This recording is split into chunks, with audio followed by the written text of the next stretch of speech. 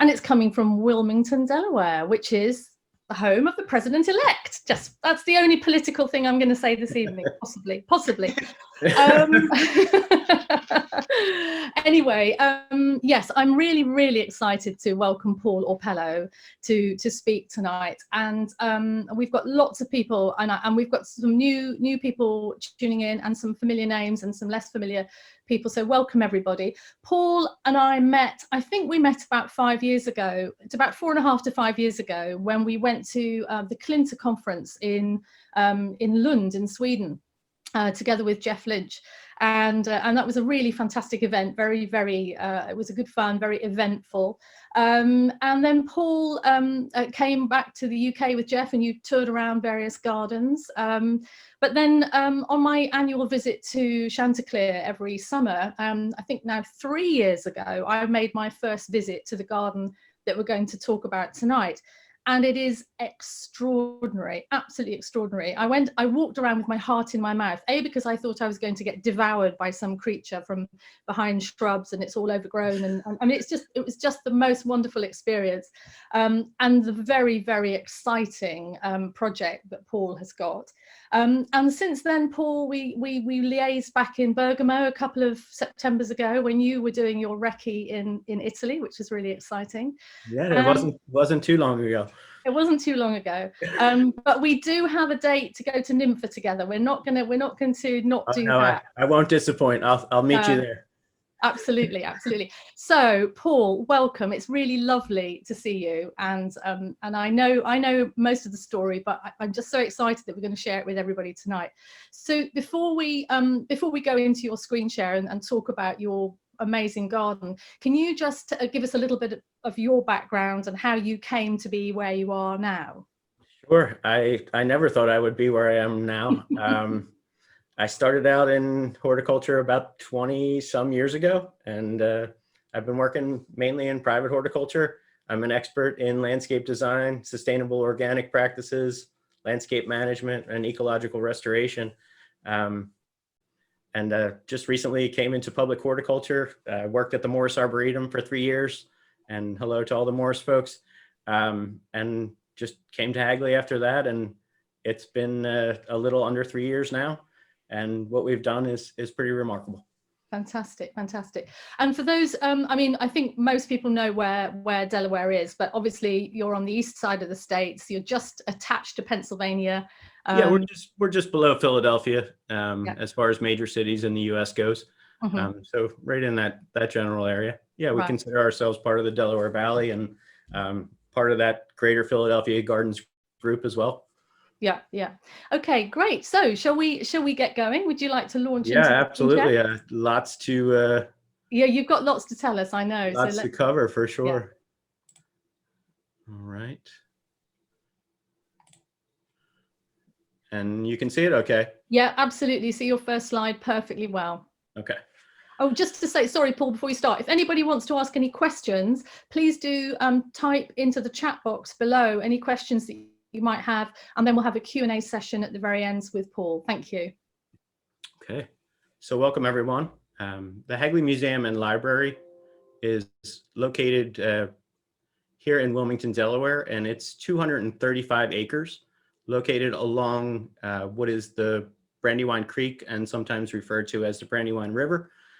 So for today's talk, we'll kind of break the property into two: the Powder Yard, which would be down and to our left, the Hagley Yard, and the upper property, which is this horseshoe-shaped part of the property here. So when most visitors come to the Hagley Museum and Library, they experience the historic powder mills along the Brandywine Creek.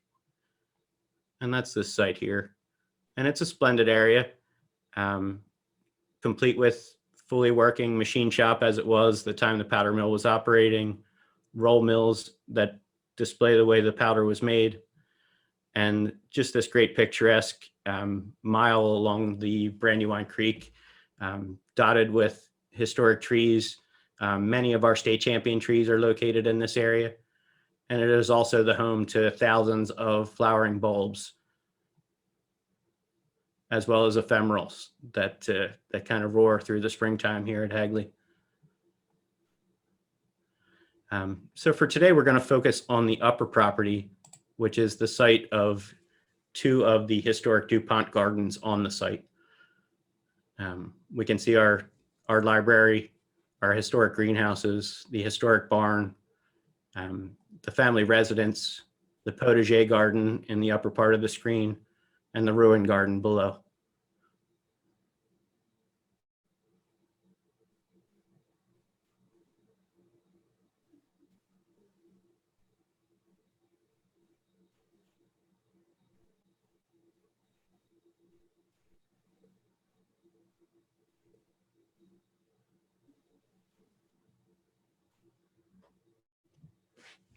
And so these gardens are terribly significant and tell the family story in a way like no other.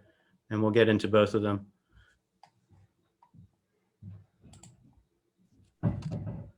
So E.I. Dupont is the company founder. He settles the property in 1802.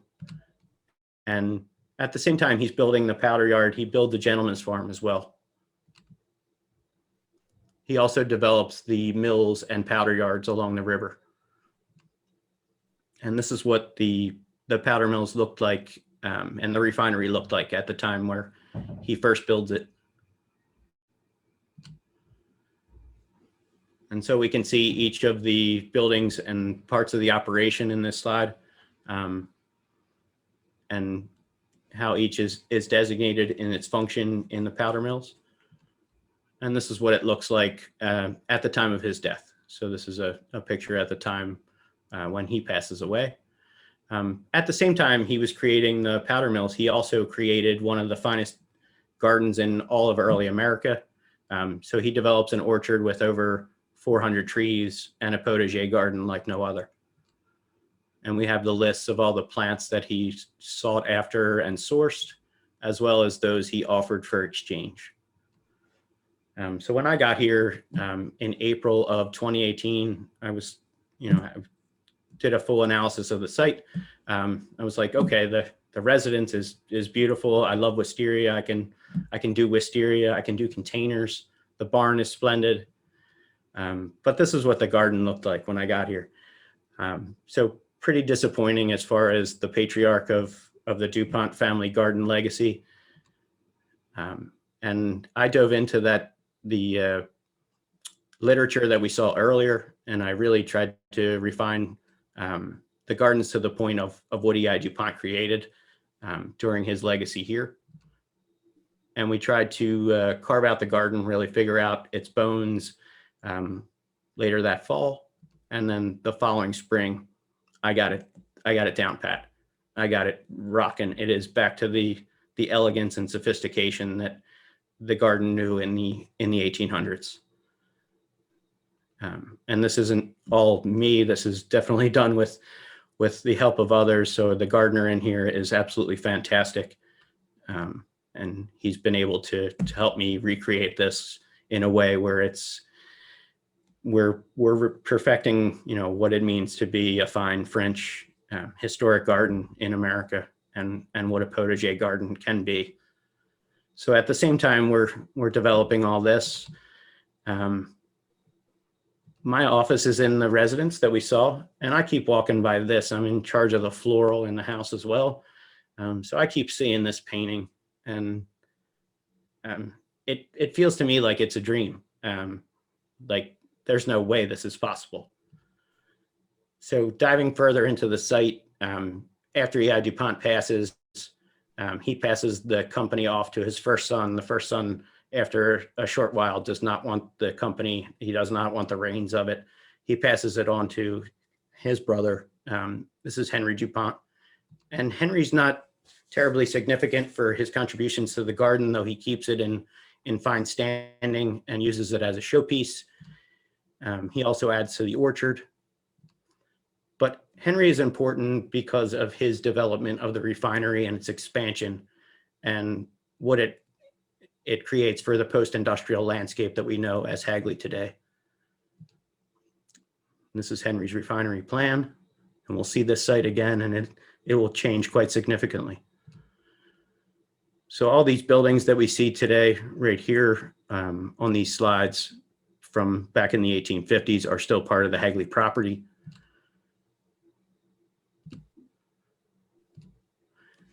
The site explodes in 1890. Henry moves his family off of the property.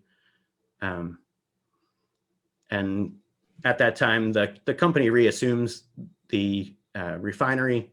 They expand it even further, and they continue to use it until basically the early 1920s. And at that point, the company invites the family out, and they're offered parcels of the land to bid on if they are so inquired to purchase them. So entered Louise Evelina Dupont, and she's pictured here with her brother Henry Francis of Winchester fame. She convinces her dad to purchase Eleutherian Mills for her in 1923. They move in, work on the house right away. She makes major changes, redevelops the driveways, lots of retaining walls, things like that. She married Francis Boardman Crowninshield, and we'll refer to him as Frank after this. But not only are they in love, but they love gardens together. And what a great story. So the architects that are working on the house, they develop this plan for them. They tell them that it's a huge undertaking and that it's basically a waste of money and waste of time. And they're really frustrated with that. They tell the architects, that's fine, move along. Frank develops his own plans. Frank is the one who largely develops all of the architecture in the garden, and Louise does the plants. They create this. This is a 1930s aerial photo. And just the splendor and grandeur that this garden had when they first created it. This is the plan that we worked off when I first got here. So it identifies each of the areas throughout the garden. It's not well done to scale or anything like that, but it helps us to know where we are in the garden. These diagrams were done by Nelson Berg Waltz, who worked with me doing the research synthesis and conceptual design. And they were a fantastic thought partner in this whole process. So we break down each area by zone and how they looked over time.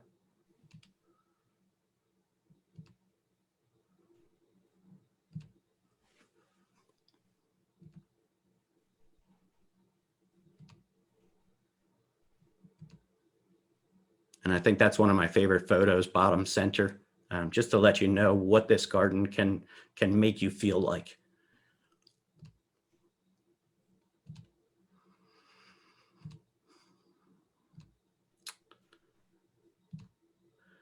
And this is one of the most compelling diagrams for me throughout this whole process and research synthesis.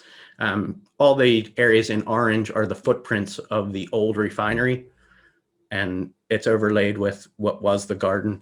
And it really helps you to figure out how they were able to repurpose all those elements that were fragmented and recreate them into something so elegant and romantic. And so this is the 2D survey that we work off of now. It's down to the penny, complete with topography.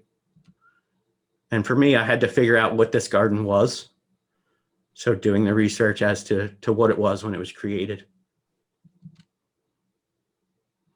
and how each element was formed. The Mosaic Terrace, Frank laid down pictures for the workmen to build tile by tile on top of the pictures that he laid down.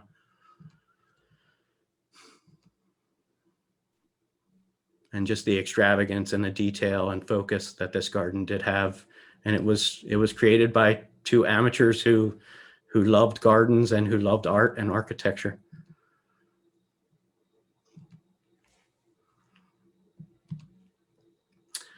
And so we look at the plan of what the garden looked like when the garden was at its peak and when Louise passed away. And I also needed to understand that.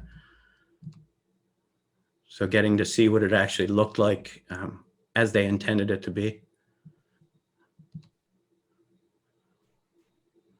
Full crevice plantings in all the terraced areas. Agave pots everywhere. And these these dreamy long accesses that draw you to all the garden elements, complete with sophisticated plantings like no other garden at the time. And so Louise passes away, and the garden is kind of taken apart. Some of the statues in the garden are given away. They're said to be not anything special.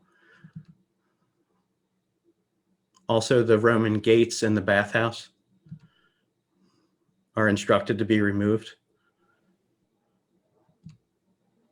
They don't fit in with the landscape narrative that Hagley wants to tell at the time about the history of the powder mills.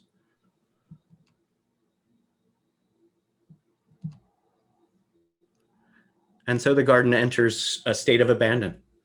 At that point, it's kind of looked at as a nuisance, and it's beautiful nonetheless. It's beguiling even. Its abandoned state, in my opinion, just as fantastic as its intentional state, and maybe this was its intention.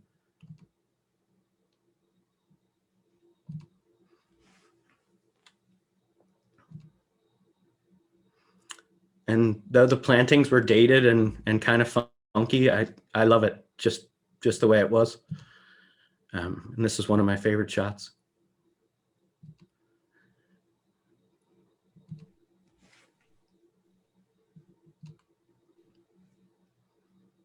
Complete with, with all the finest statuary, these great lead statues, the cormorants, the cherubs, and everything in between. And just yeah, looking at this garden the way that it was in a ruined state before it got to the point it is today is very dreamy, and I don't think I'm the only one who noticed. So to know that others have seen this garden and feel it's very remarkable sits well with me and let me know I was in the right place. So I was awarded a Chanticleer Scholarship in 2019, and I was able to go visit all of the sites that the Crown and Shields visited before they built this garden. And I got to see each of those features and the way that they were kind of recreated here in the garden. And I'm so very thankful for that opportunity. And that did, one of two things. It let me go visit these sites where these features were kind of borrowed from, and it also convinced the administration that this was worth looking into. So before I left, I had the great pleasure of meeting with the museum curator here at Hagley, and she asked me what I was up to, kind of with with kind of a coarse expression, and I told her, and she smiled and said, "I've been waiting for somebody like you." And this picture of what it looked like inside the house was in her office at the time.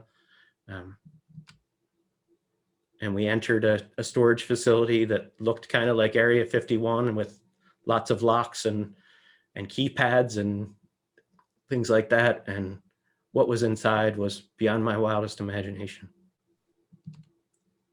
All of the garden elements she was able to save were in there.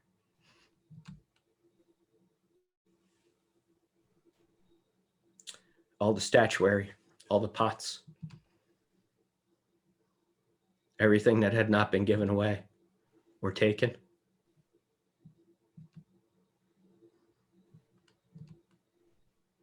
Life-size Greek gods.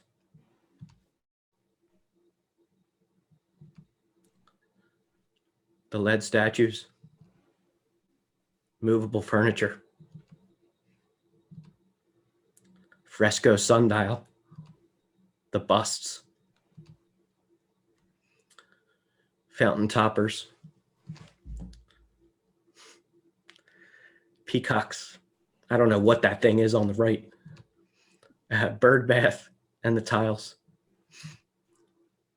So before I left for the scholarship study, we were able to work with a very talented landscape contractor, Mr. James Hollis and Cotswold Gardens, and this is what it looked like throughout the rowan garden, 4 feet thick of Ampelopsis dotted with urtica, and covering everything. And this is what I saw when I got here, and what I continued to see. And as we moved through the site, trying to understand how to manage this vegetation and get it out of here so we could see what we were looking at. I can't even begin to tell you how much this changed me. To be able to roll back 50 years of time and see features that, yes, that was under there. I'll go again. Features that hadn't been seen in a very long time.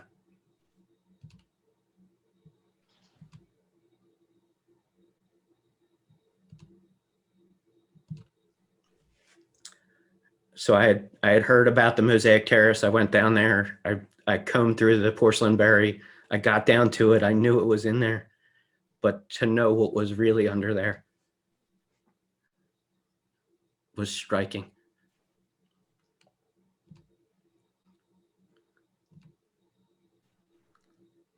We were able to finally see the naked bones of this garden in a way that hadn't been seen in 50 years.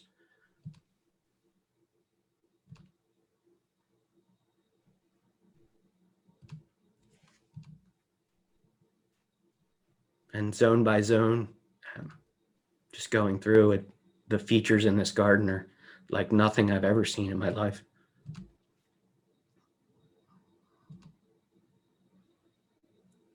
And it's this great conglomeration of ruined and elegant and beautiful, all in one, at every turn. The lower pool, completely cleaned. Medusa.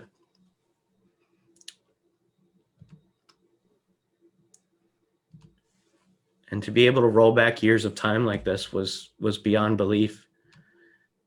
To be able to see this garden, its architecture, its bones, it knocked me on my butt. I didn't know what I was in for, honestly. And what was underneath was, just beyond beautiful.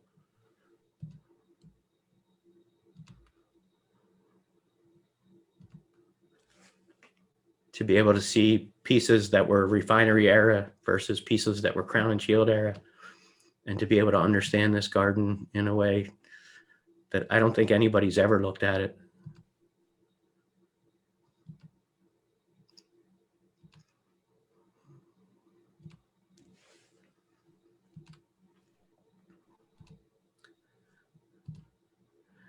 And I think what happened next, I was not prepared for. I'm going to pause here for a minute and just say that, magical things happen. And if you love something a lot, it'll just come. And so what happened next? An eruption and a symphony of flowers throughout the garden. Leucojum everywhere. Scilla and Narcissus coming through. Camassia on the heels of the ash pile. Pedicites in full flower. And this just eruption of elegance and decadence throughout the entire garden. And even from the cracks, the best plants, the plants I would want and would love to have, they were all there. They all just showed up in this dreamscape that was somehow just waiting for me. All the hyacinthoides, the erythronium, the woody plants in bloom, the cercis, crabapple, I mean, you name it, the cornus, narcissus everywhere, and then the mertensia start to chime in.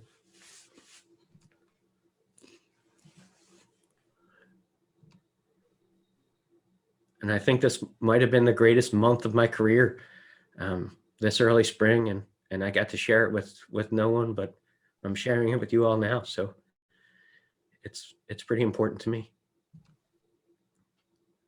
And just this great blend of ephemerals and bulbs and a symphonic display that is like nothing I could have ever dreamed of.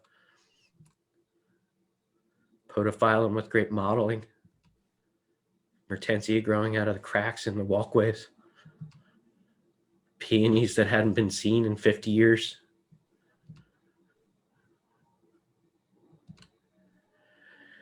Tulip ecclesiana coming out of the cracks down at the lower pool.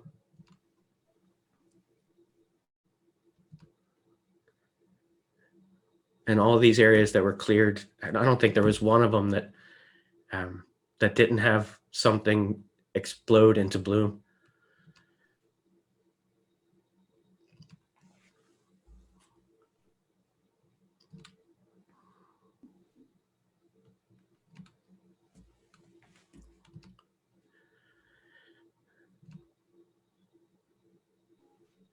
And getting to see this progression was absolutely amazing. To know that all these plants had just been lying there dormant for some 50 odd years and have just been waiting for the right steward to come along.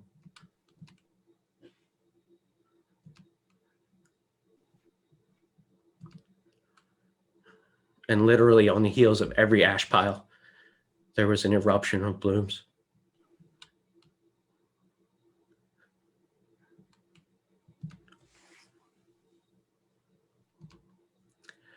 I was down there in the rain cataloging the peonies. I had to be down there. I had to see each one up close and smell it, even though it was pouring. And what I found down there was absolutely amazing. Forms and colors I haven't seen in forever.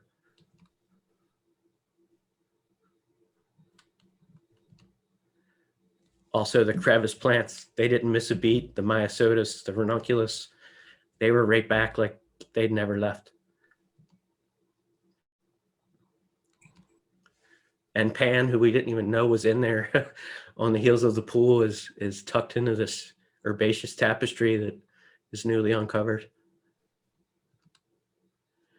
And so we were able to develop really great site plans and conceptual designs to move forward with this garden.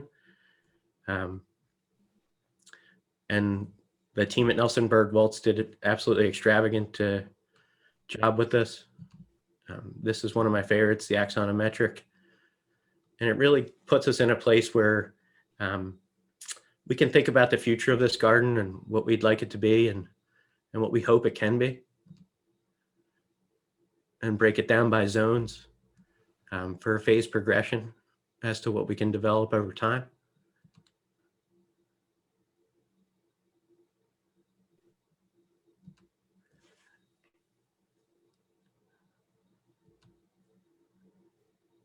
And so I think this is definitely doable. It's definitely manageable for us. And to think about what this garden can be, it's kind of exciting. These are fantastic renderings of what we think a full-scale restoration could look like. But I kind of think a blend of safe and ruined is lovely. And this helps us really digest and look into what the future of this garden might be, and it's pretty exciting. So first phase would be actually making the site safe, and the next phase would be looking at what we could do to kind of open phase one, which would be the upper swimming pool, the arcade terrace, or the cistern terrace there, and the upper woodland walk. So exciting things to come from Hagley, and really thrilled that I could show everyone what we're up to and talk to everyone about it. So that's where we are, and we'll look forward to seeing you here in the future. That's fantastic, Paul. Brilliant, amazing, an extraordinary place. Do you want to come out of screen share? We've got quite a few questions for you. Yeah. And also, I mean, Paul, it is just, I can't believe those pictures of all the bulbs and all those dormant perennials coming through. Having seen it as a jungle, I mean, that must have been, I mean, we can tell how moved you are by this and how passionate you are about this place. I mean, it really is, you know, the garden has found you. It's wonderful. What an opportunity. Before we go through some of the questions, would you just talk about some of the gardens that you visited in Italy as you know, for your reference and your research for this? Absolutely. What were the gardens that, well, I know you had a huge long list, a very, very ambitious list, and you saw all of them, but which gardens did you feel really, really resonated with where you're going with this garden? So there's a lot of them. The influences were pulled from all over Italy. The gardens of Tivoli for sure. So Villa d'Este, Villa Adriana, those totally resonate with this garden. Mm-hmm. Also the gardens in and through Frescati, so Villa Falconieri, and what's the other one on top of the hill? It's Aldo Brandini. Those totally have influence on it. Also, they visited Pompeii. That's where the Mosaic Terrace comes from. Mm-hmm. Really interesting. The pool there by the Mosaic Terrace actually is copied from Bramshott Court, Gertrude Jekyll's design. Right. Yeah. And then the lower colonnade is St. Paul's, the cloister out. St. Paul's outside the wall. Mm-hmm. So it's the cloister garden. That's where the twisted columns come from. Right. So yeah, it was so interesting to be able to pull all those pieces apart and put them back together again. Yeah, and can you tell us, because Nelson Berg and Waltz is a huge landscape architect firm based in New York City. They are. It was really an interesting story. So Jeff Lynch brought through a group of the Chanticleer interns, and Ian Quate was one of them. Mm-hmm. And I thought he was quite bizarre, honestly. And he asked if he could throw a rock in the pool, and I said sure. And afterwards, I said to Jeff, you know, I think everybody got it, but I'm wondering, you know, if Ian understood what he was looking at. And he said, Paul, look at his Instagram page. Yeah, he was in there sketching and doing all the elevations and mapping the garden. I've met Ian. He's an interesting character, isn't he? Yeah. After that, Jeff said, you know, you really might want to think about talking to that firm and seeing what they can do, because if Thomas is that interested in putting somebody at Chanticleer to learn about plants, maybe he's the right person for you. He and I met, and yeah, the rest is history. He was absolutely the right person for the job. Yeah, and so there, because it's always a dilemma, isn't it, with a historical garden? To what point do you bring this garden back to, you know, it's the stage? You know, at what point? So what is the sort of, is it this kind of abandoned sort of abandoned garden, but with a little bit of care and love? How do you think they're going to do this? So I would say yes and no. First and foremost, in my mind, it needs to be safe. I have to be able to bring people in there to get them to be able to experience the magic of this garden. Yeah. But at the same time, I feel like those pictures of the late 80s, early 90s are so striking. Something about a garden in that state is just so captivating and elegant. I feel like it needs to be a great blend of the two. Yeah. So I'll go through some of the questions of the people who are watching tonight. So how is it going to be financed? That's always the big question. You know, how are we going to make this happen? Yeah, we're working on that. So yeah, it's a great question. We're looking into sources for development. We're looking for people who are interested in the garden, who want to see it move forward, who want to be stewards for the garden. And yeah, it's all definitely dependent on fundraising, but I feel like something like this is appealing on so many levels for art history, for gardens, for historic gardens, for you name it. It's got such appeal. Yeah, and also on a lighter side, I remember you telling me the story when I went around the garden with you those years ago, that there used to be some pretty wild parties there in the garden. So it was said. Yeah, Mrs. Crown and Shield wasn't known not to be naked in the garden, and the cauldrons that we got to see, yeah, they were known to be filled with oil and lit on fire. So they really enjoyed the garden that they created anyway. Oh yeah. So in the 50s, the Garden Club of America has a tour of the area, and the two gardens that are on that on the bill are the Crown and Shield Garden and Longwood.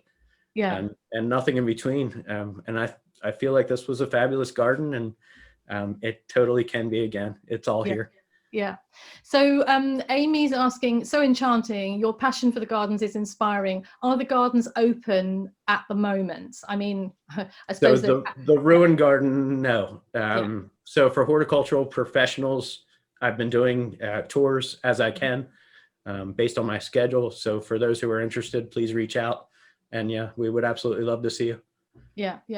Anne, who's based in London, Anne is up in Scotland, is saying, well, you might have answered this question. What attracted you to the position? Did you feel that there was just something special waiting to be discovered?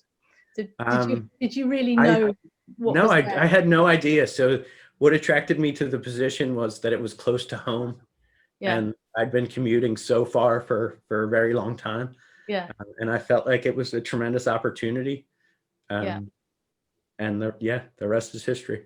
Yeah. No, we weren't even talking about the Crown and Shield Garden when I got here. It was a bad word.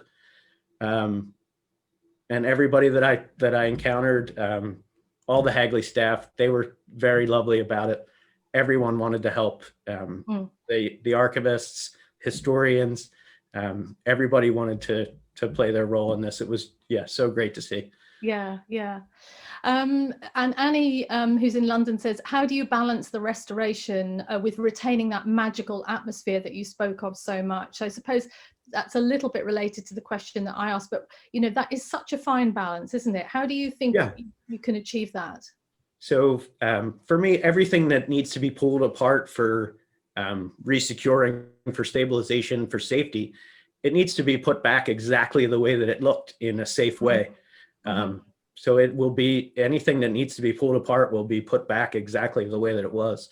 It's not going to be some pristine version of what it was in the 30s. By no means. It definitely needs to stay as it is, but to be safe. Yeah. I mean, it is a very, very difficult one, that. I mean, I remember sort of back in the kind of 1990s, there was a real sort of craze for discovering these secret ruined gardens in Britain. I mean, the Hegley project in Cornwall was a kind of really famous example. And Aberglasney in Wales was another one. Aberglasney, I felt, was just tidied up to the extent it had absolutely nothing of the original ruined atmosphere. Hegley, I think, had not been there for a long time, but they sort of kept it in parts. But it's an immensely difficult thing to do. And it also, of course, on one hand, it's very subjective. What is a romantic ruin to one person might be kind of almost threatening, or certainly not appreciated by someone else. But also, of course, it's very transient that the growth of certain, particularly some of those invasive climber species like Ampelopsis, can be so rapid that 1 year it may be fantastic, and the next year, you can be kind of again close to the edge. And it needs a pretty continual management, I would have thought. Yeah, so those are all things that we're trying to figure out. That I'm trying to figure out from a management perspective for the future of this garden. Right now, we go down there periodically, about once a week, to clear the vegetation to make way for what's to come again this spring. And I hope it's just as good, if not better, than last spring. And I'm really looking forward to what emerges.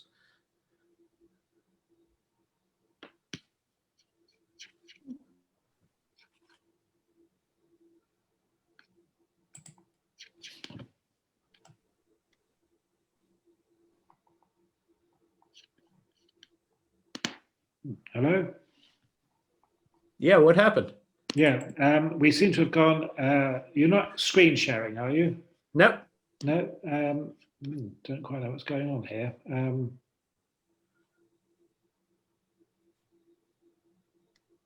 We've got some interference. Don't worry, I will track down and deal with,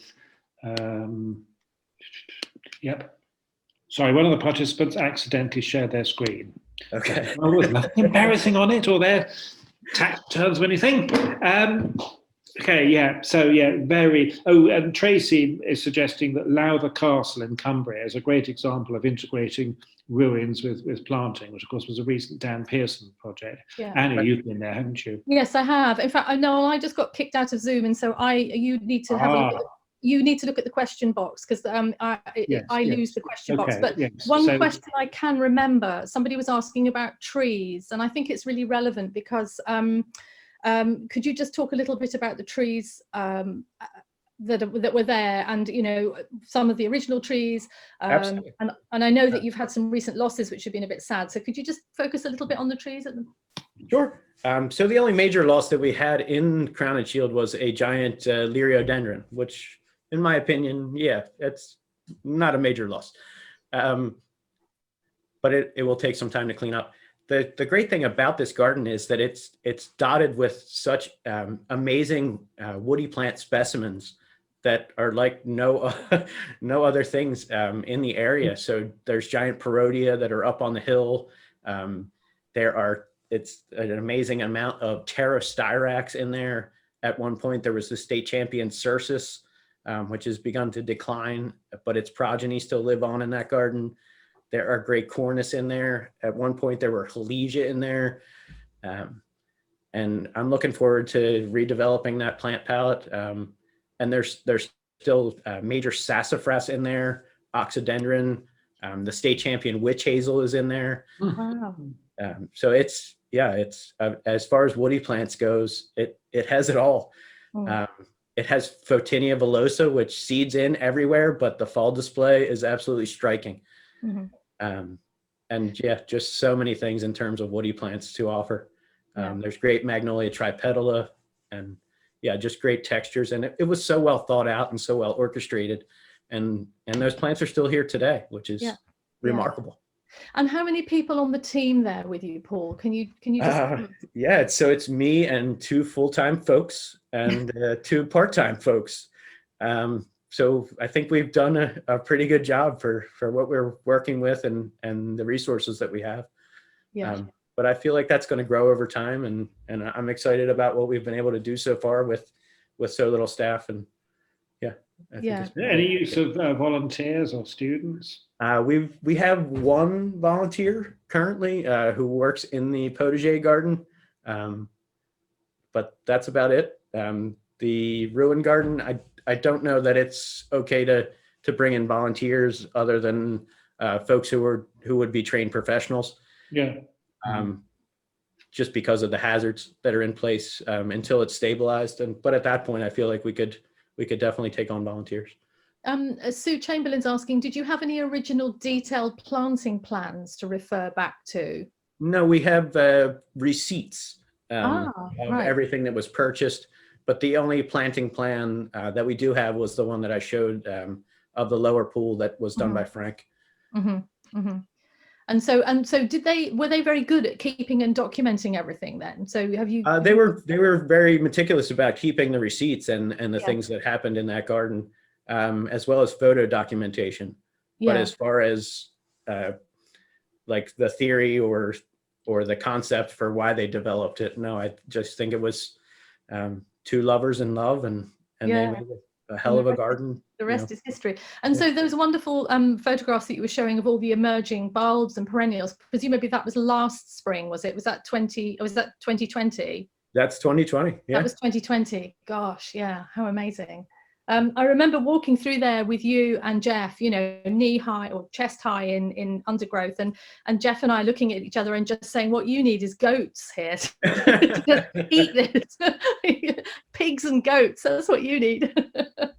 So we explored those options. I actually went over to Winterthur and met with Madeline, who takes care of the goats. Oh, you did? Oh, fantastic. But no, as far as something we're able to do right now, no, they would destroy all the woody plants that are so no.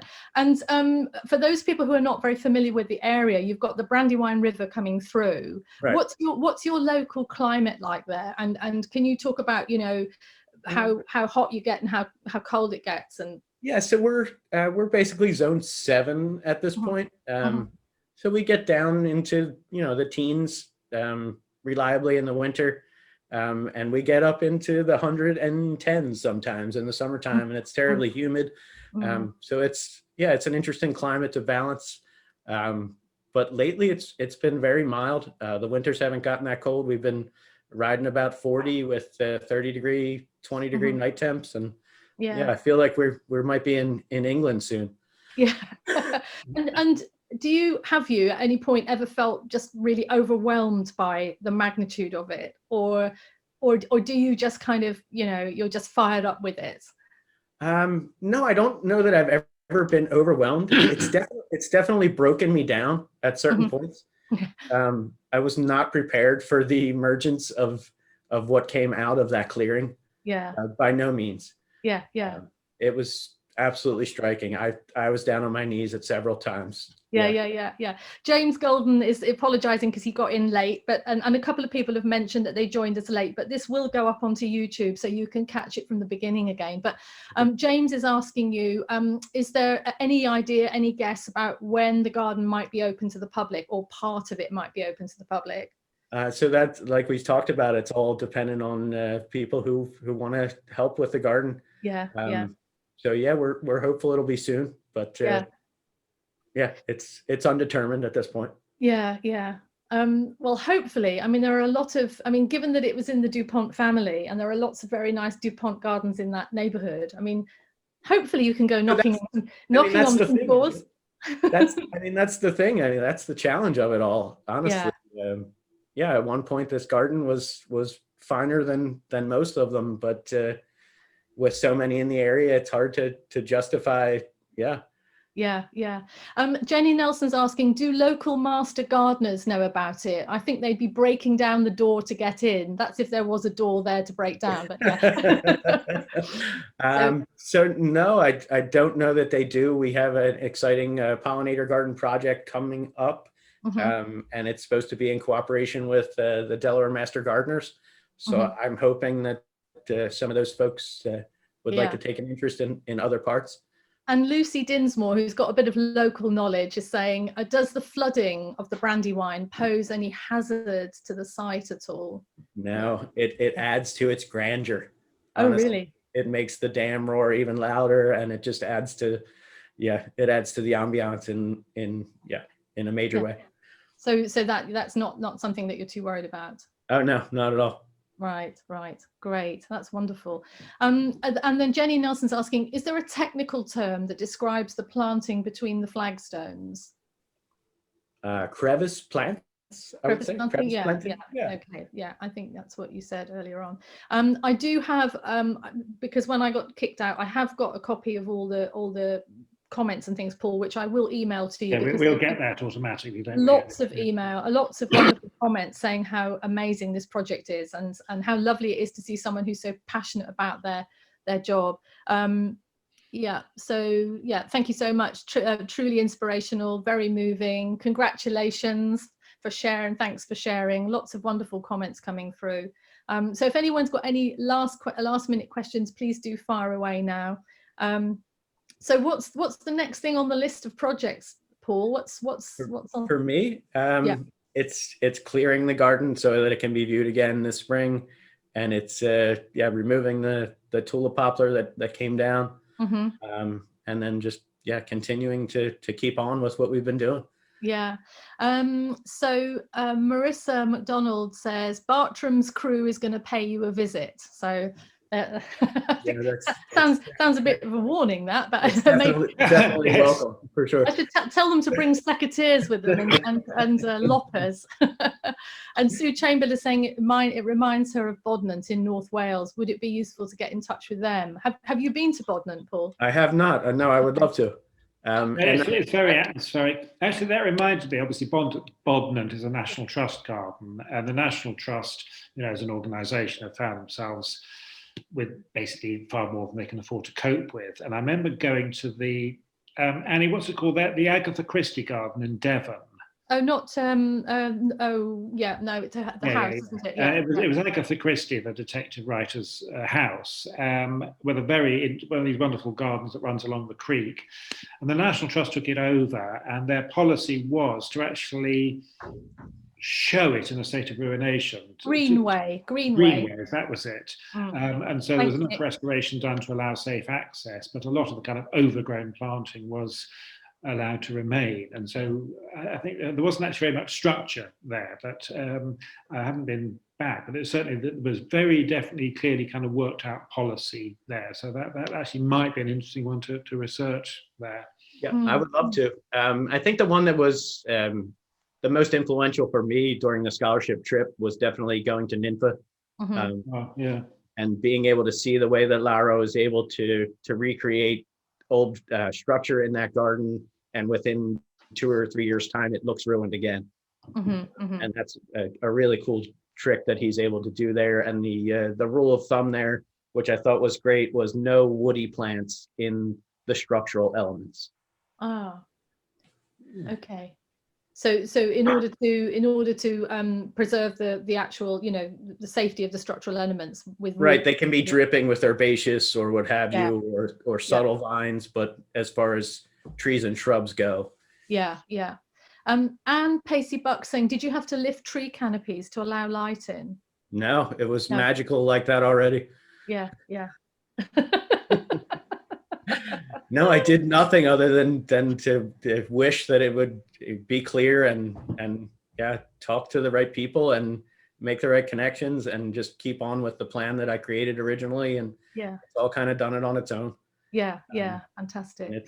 And how often does Thomas Waltz come and sort of check in with you? Is there a sort of staged visits, or he and I chat on the phone every once in a while nowadays, with everything being so weird. No, there were to be scheduled visits. We were to have dinner and whatnot, and no, that's all been canceled and postponed to a later date. But I can't speak to how tremendous that team was and how influential they were in this whole process.